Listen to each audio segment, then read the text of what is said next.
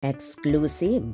Janine, nag-init at tila lalong na in love sa naging recap ng rumored boyfriend na si Jericho.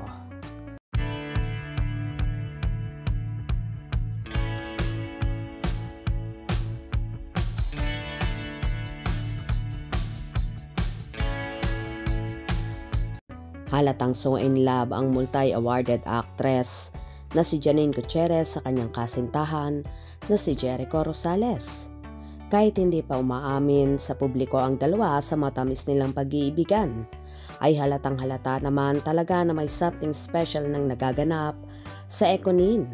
Base na rin sa body language nila at galawan at ganon din sa posting nila sa social media account. Nagbahagi ng recap 2024 si Jericho Rosales sa kanyang Instagram story kung saan may caption na, "So, I don't forget the things that I enjoyed the most.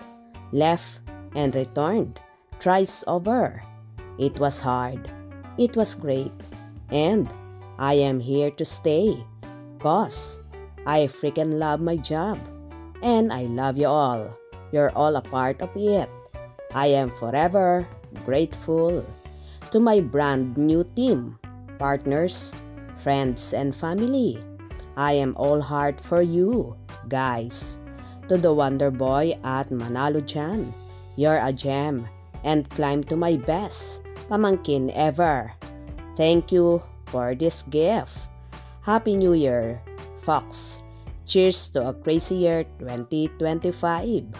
Agad-agad namang nagkomento si Janine Gutierrez na ang chili emoji na tila ba ay init na init sa naging post na yun ni Eco na karamihan ay kasama rin siya sa naging recap na yon ng aktor.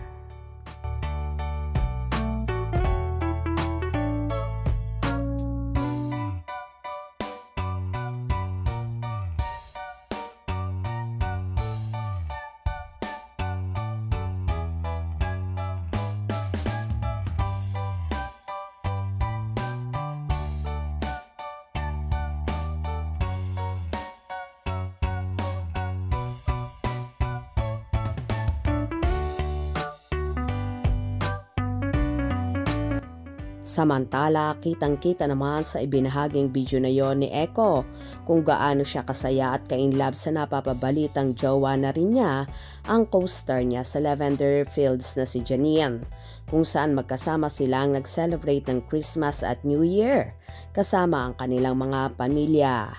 Super happy naman ang Econin supporters sa natunghayan sa sweetness ni na Janine at Eco at pinatunayan lang nila ang pagmamahala nila sa isa't isa na true love talaga at hindi pang promotional lang ang galawan nila.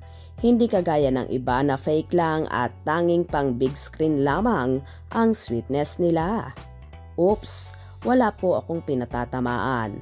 Nagsasabi lang po ako ng pawang katotohanan, kaya ang wish ko sa Econin, sana maging for life na ang pagmamahala nila at wala nang makapaghihiwalay pa sa kanila kahit anumang intriga ang dumating sa kanila. Marami ring Econin fanay ang umaasa na ang Econin na ang itinadhana ni Lord at sila na ang magsasama habang buhay. Agree ba kayo doon? Kung nagustuhan nyo ang video na ito, comment down below.